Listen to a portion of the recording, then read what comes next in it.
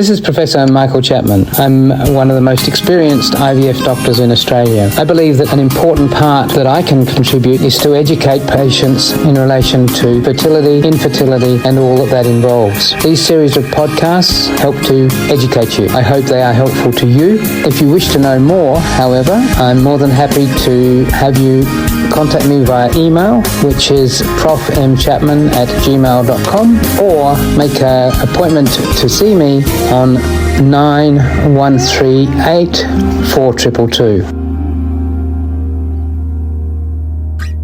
Question from Carol. After a confirmed pregnancy, can I travel, and what are the limitations? You certainly can travel. There's no reason not to. Air flights are not associated with an increased risk of miscarriage. The only problem with travelling, particularly if it's a precious pregnancy after an IVF cycle, is that there is still the 1 in 6 chance of a miscarriage.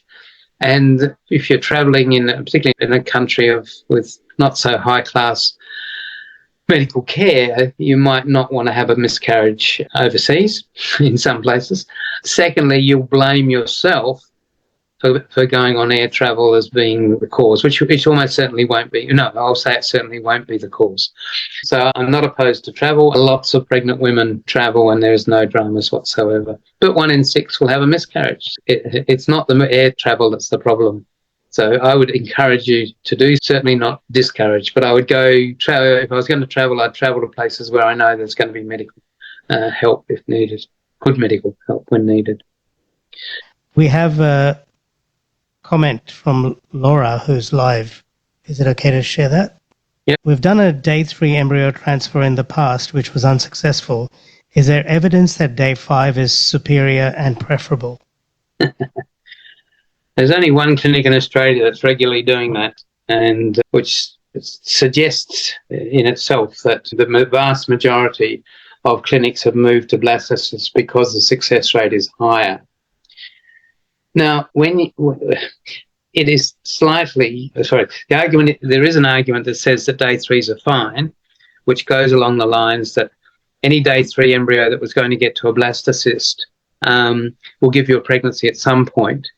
But many day 3s don't get to day 5. So you'll have a lot more transfers if you have one day 3 put back and then you've got 2 or 3 others frozen. Because if you had 4 day 3 embryos, you'll probably end up with 1 blastocyst. Now that blastocyst has twice the chance of success of a day 3 embryo.